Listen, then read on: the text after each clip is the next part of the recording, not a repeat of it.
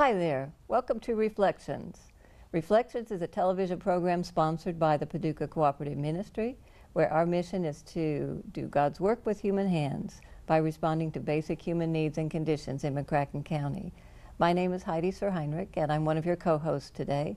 I'm the Executive Director down at the Paducah Cooperative Ministry, and I'm very happy to have joining with us today Mr. Tom Dolan. Tom is a member of the St. Matthew Lutheran congregation there on 27th and Broadway, and he's been a long-time PCM representative from his congregation. And I bet many of you have seen him on the Market House stage just now and again. Daddy Warbucks, was it? Daddy Warbucks, yes. And most recently, was it 9 to 5? In 9 to 5, yes. Well, Tom, I'm so glad that you're here with us today. And what are some other things you did at Market House? Oh, goodness. Years ago, the King and I, we did one called Escanaba into Moonlight. Many, many musicals. The Music Man, Hello Dolly, Guys and Dolls, a whole list. So a little bit of acting, a little singing, and maybe on the next program we can get you to sing and do a little bit of that for us. We'll see about that. We'll see about that. Well, I'm glad you're here. And thank you. We're also very happy to welcome Mrs. Janet Flagg.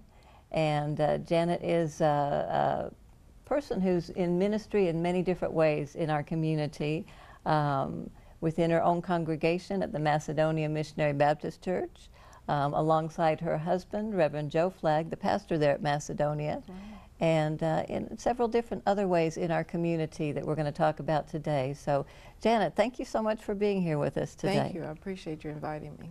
Yeah. Tell us a little bit, before we start into the ministry aspect of your life, tell us a little bit about you and your passions and where your journey has taken you before arriving at this point today. Well, I'm from St. Louis, Missouri. Okay. I was raised by my maternal grandparents and my mom. I have one sister who lives in Detroit, Michigan now. And I've done quite a bit of traveling and getting, moving around a lot. But I come from a small family. Okay. And I was educated in the public school system in St. Louis. Wonderful. What do you do for fun? A little bit of everything. Well, I enjoy traveling.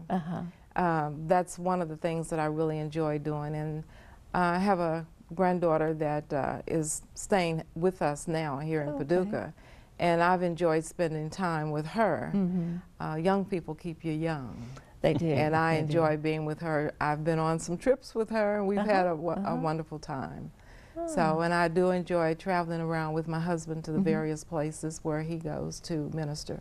Okay. When you were young, what were your aspirations? What did you want to do as you moved forward in life? Two things. I wanted to be a gospel singer.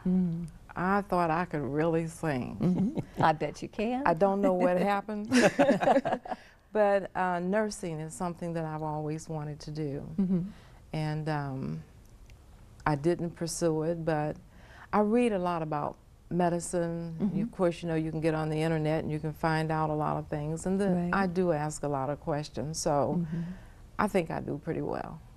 Good. Not surgery yet. Not yet. Still working on that. Still working on it. Okay. Did you ever imagine yourself in a church as a leader of a ministry team and a wife of a pastor? No. When I was coming up, children were taught to be seen and not heard. And that was one of the ways that families would raise children then. I've always been in church. I didn't necessarily belong to the church as a member, but I would participate and go to the church. My grandparents were in church. I'd be at their church. I thought that's where I belonged. When my mom went to church, she was at a different denomination. I would go with her. So I've always been around church.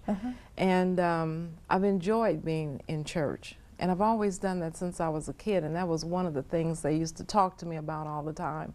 They'd say, you always want to go to church. That's what the other kids would say. You always want to go to church. And I really enjoyed church. I learned a lot. Right. Preparing now, you. At Macedonia, what is the focus on children now? Has it changed since when you were a child? Are children more involved? Are they asked to be more involved? Or is the world still saying children should be seen and not heard? How has that changed? The children today are encouraged to be out more. They're encouraged to participate. They're encouraged to be a part of. And what happens, we as the older members of the church have to take these children and nurture them to get them to be what they should be. Sometimes churches are so large, sometimes the children are overlooked in many cases. Sometimes you don't have a lot of children in your churches for various reasons. A lot of them have moved on to college. A lot of them didn't return back home. A lot of parents today, young parents, don't realize the importance of having your children in church. So at Macedonia, we don't have a lot of children. They come in spurts. And we do have adults there to work with the children when they do come. At one point, I had a ministry called Angel Wings, and it was made up of young ladies 16 and up. Well, I didn't put a cap on the age because I didn't think that anybody older than 18 would come. But my youngest was 17, and I think my oldest was 42.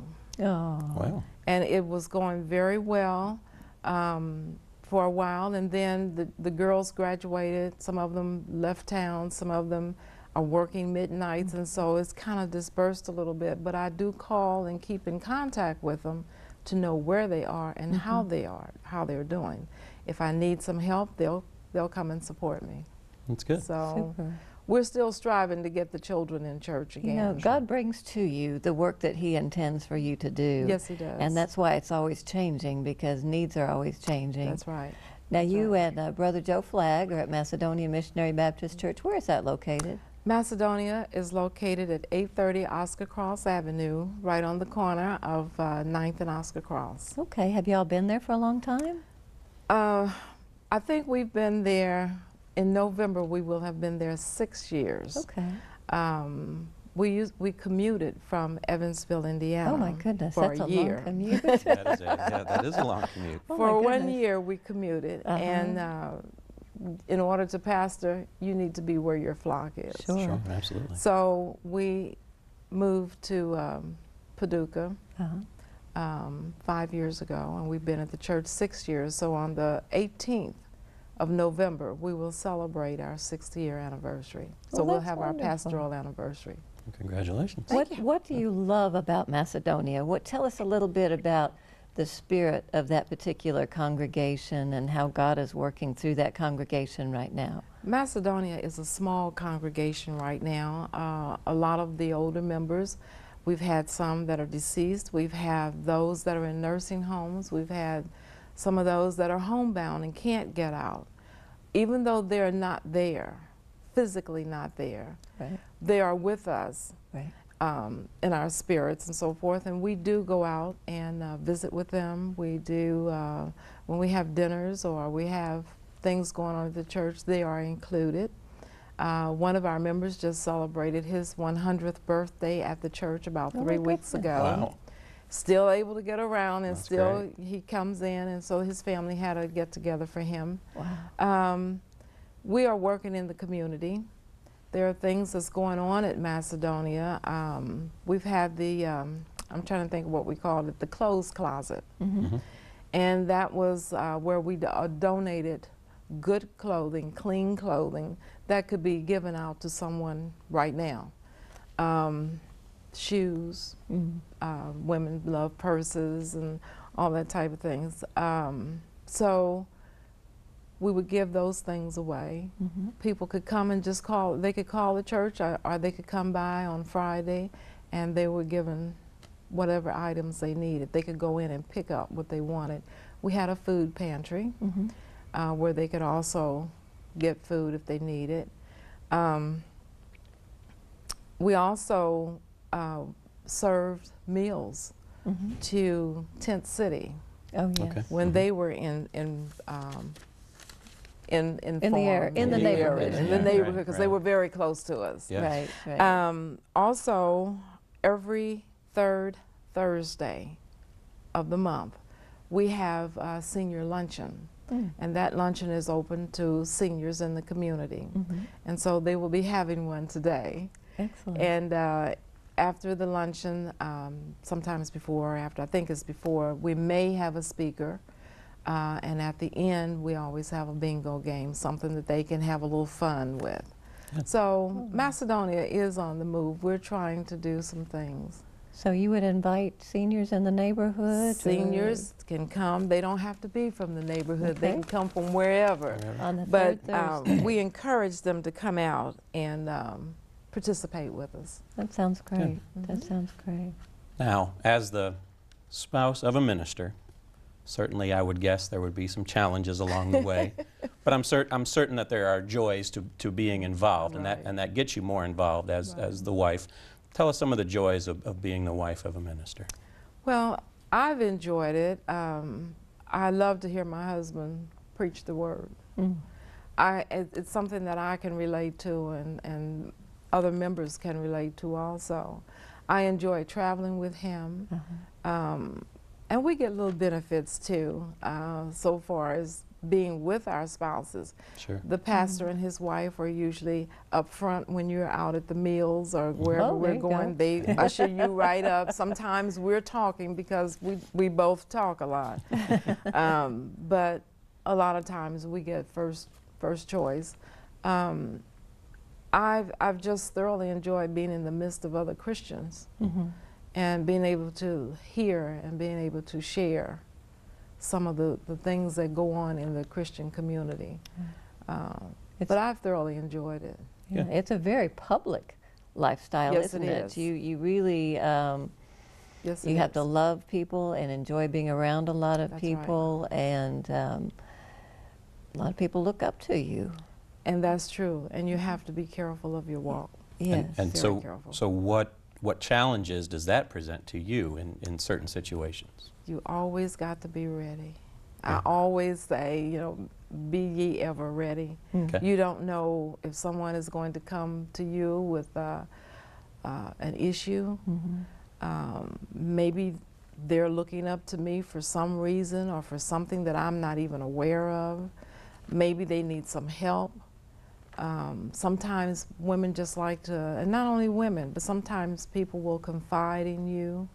And these are things that you can't repeat. Right. Sure. If someone confides in you and you're there for them, you just talk with them about it and pray with someone. You never know, something could be going on right now, and it may not be a thing and say, well, I'll just pray for you. I'll pray for you. No, we can stop and we can have prayer right now, and then we can go on, you know, with what's going on. And like I said, I do enjoy the travel. I enjoy going to the conventions with him. He goes to his classes, and they have classes for the ministers' wives. Okay. And it's very enlightening, and those things that I learn, I can bring back to the church, or I can carry myself in the way that a pastor's wife should. Right. Well, it sounds as though there are occasions where a person may have something on their heart that they're not necessarily comfortable speaking directly to the pastor Correct. about, but might be comfortable if the wife of the pastor is approachable in speaking with you, and that sounds like where you have found a calling. That's great. And been very instrumental. Thank you. I would guess you can't be timid or shy when you're a pastor's spouse, can you? You can be. Can you? You can be. There are many that are. But as you begin to grow, you begin to come into your own, and you begin to open up. And the first couple of times you may be a little shaky with it, but after a while it changes. And as you study, and because we do study, there are books out for minister and pastor's wives. There are classes that we attend. There are workshops that we attend. And you have the opportunity to learn and to be able to be ready when To you're called continue your upon. own personal growth, it sounds That's like, and that's correct. very important. You do. You do. To You keep have to. growing. Yes. So through all this, doing this with your husband, did it ever make you want to actually go into the ministry yourself? No, not No? really. No. Happy where you're at? I That's- have well, I do speak at other churches, Okay. Women's Day, or pastor's anniversary for the pastor's wife. So I do have my calling also, Okay, but sure. I am not called to preach. Okay. And that's probably a good thing. I'm not called to preach. I can. You found your niche, and I that works found it. hand in hand with your husband? It's wonderful. Now, let me ask you a personal question. How long have you been the spouse of a minister? Approximately 17 years. Okay. About 17 So- years. So I'm still new. Really? You consider yourself still new? I consider myself So always still learning. new. Always learning. That's great. Well, as the wife of a pastor, in what ways have you found, Janet, that are the most meaningful ways that you can lift up your husband in his work and be of support to him? I've gathered from our previous conversations that that's something very important to you as part of this. It is. I've tried to be supportive of my husband in every way that I can. There are things that I do for him that would require me to be available to him whenever he needs whatever he's looking for. Also, just working with him as a team. We're on the same page. And we kind of, sometimes there are things that I don't understand. And I go to him. That's my pastor. Right. So Right, sometimes I have to say to him, today I've got a situation, and are you my husband or my pastor today? Which way are we going with this? And then we can sit down and discuss Do it. you find there are times that it's hard to differentiate, or? Yeah, at times it can be, depending on what it is. It Sure. can be. And I think this is one reason why I had gotten, it came to me, I guess God gave me the vision to have a venue where the women could get together, and other pastors' wives, ministers' wives, and widows, to be able to communicate with each other. Sometimes we don't realize that the same problem I'm having, somebody else has. Sure. That I makes think I'm sense. unique. I have this problem. Nobody else has it. In the meantime, I think you suffer in silence. You think you're all alone in that, right? I think it could we feel, think it we're could all feel alone. very solitary. And in that's that right. That's a singular position within your congregation. That's correct. And You can't go out and talk to everybody in the congregation about the Right. issues that minister and pastors' wives have. right. Some of the ministers' wives are a lot older. They've experienced a lot of things that I have not. Sure. I'm a little older than some of the others. I've experienced things that they have not. So it's a forever learning process. The women come together, and I call it a safe place. Right. And the reason I call it a safe place is because we can come and share, and we can be open and honest and talk about the situation, and not have to worry about everything that we've said going outside of this room.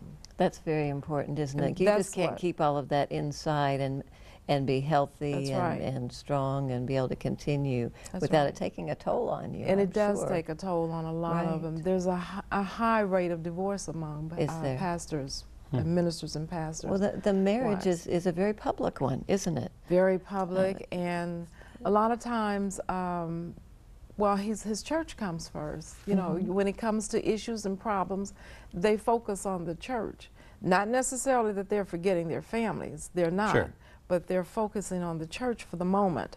Right. And at that moment might be the moment that I need you most. And I guess that's true in other relationships. Sometimes the job, and Correct. that's the job. That's- but as a minister, it's more than a job, Yes. obviously. Yes. Because there's more involved in that. Correct. Doesn't stop the at job 5 o'clock every the- night. Exactly. It's not a 9 to 5. No, it's Absolutely not. So, you know, you can definitely see that sometimes the job gets in the way of families in any walk of Yeah, life. that's Right. true. But in that situation, surely that expounds because of the fact that it's not a 9 to 5 job, that it's not clock in, clock out, and you're done. Right. I mean, I'm sure there's always after hours things that happen, and Saturdays, there's no weekends off, kind of, No. especially weekends. No, Sunday, right. obviously, is not a day off for pastors. That's correct. And Wednesdays, if there are certain things. And any time there's any kind of function involved with the church, do you find that you feel pressured to be at everything that happens at the church as the pastor's wife? No.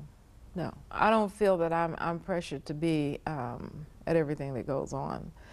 Most of the time I am there because when we moved here, I did join the church. Okay. And I became a member of that church. But I don't feel that I have to be at everything or every function. Most of the time I am there.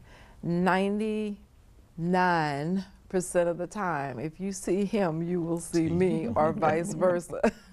And that's your choice then? That's our choice. Not that you feel like you have to, but you want to be there as a member of the church. Right, Okay. right, and to support him. Sure. Sure, and I'm sure he values that support tremendously.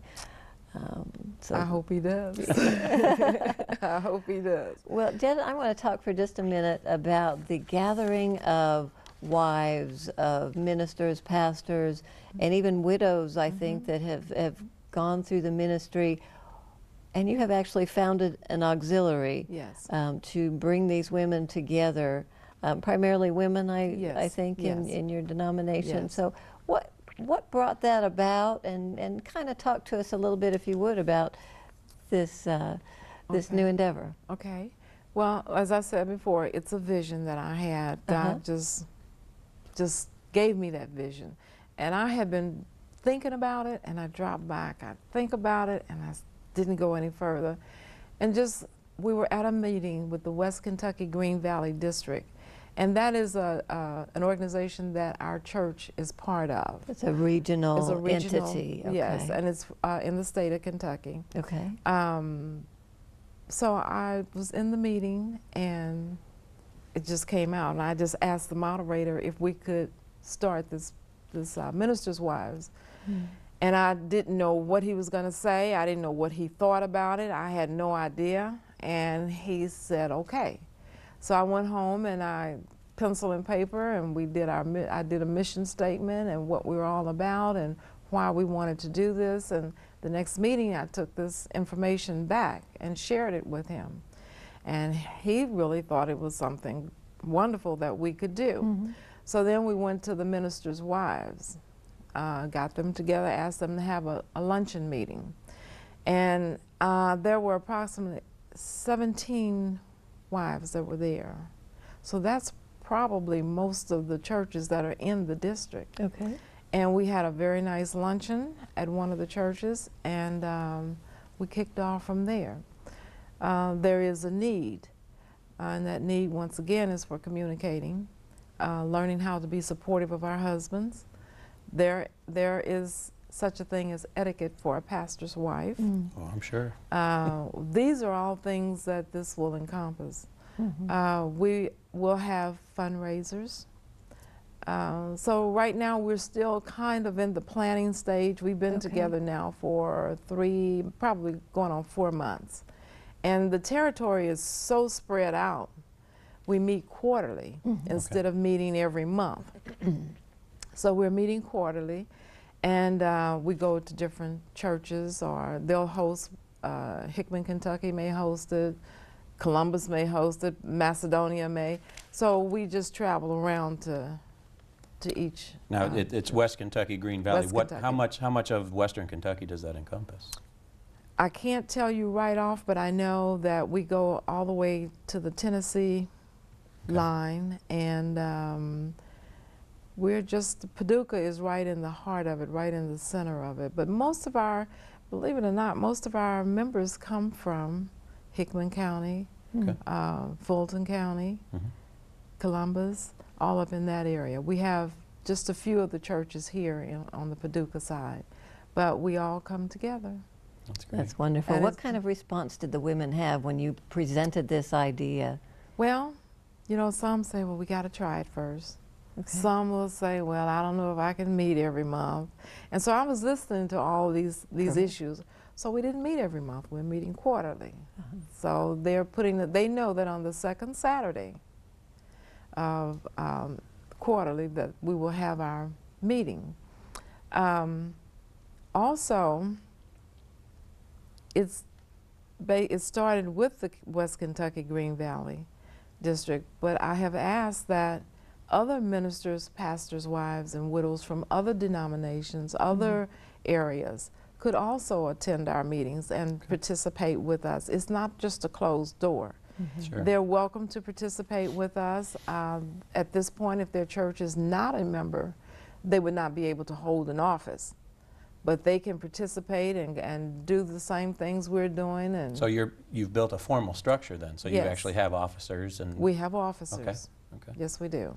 So I have a vice president and a secretary and treasurer. And You're the president? I'm the president. You're the president. You're the founding... I'm the founding president. Do you see this as a model for other groups out of this area? Are you wanting to say, hey, look what we're doing here, and see if that might catch on other places? Because obviously there's a need, as you said, and there's pastors' wives everywhere. Yes. And inviting other denominations, I think, is really great. Maybe that'll catch on and those things will happen. Do you see that as part of your vision? I do.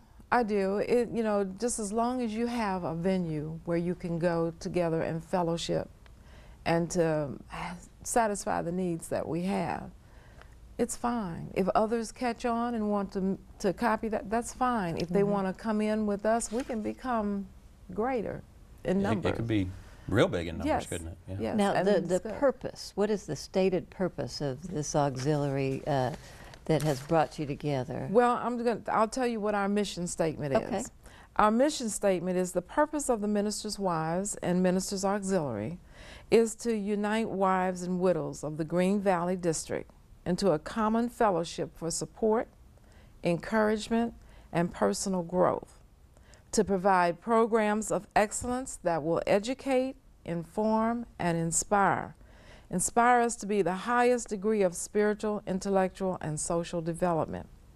We will also provide each minister's wife with an opportunity to gain confidence and experience through expression and exercising of her gifts, talents, and her skills. Our prayer is to ultimately prepare ministers' wives and widows for greater and more effective service to God, their husbands, and also to their congregations. That's super. So that is our really mission statement, That's great. and we want to live by that. And the door is open for ministers and pastors and widows' wives. You can't forget the widows, No, because they were Sure. there long before us. Those are And the they've got a lot to share trailblazers. in ways that, Yes. as you said, you may not Well, have known or, right. or experienced. That's or maybe correct. experiencing and you never knew somebody else did too. That is Janet, correct. we've got to go, but I'm so glad you came to visit with us today. And Tom, thank you for co-hosting. absolutely. And we've had a wonderful time of conversation. And thank you for tuning in to Reflections. We sure hope you'll be back with us next time. Reflections, sponsored by Paducah Cooperative Ministry. Take care and God bless. In mission.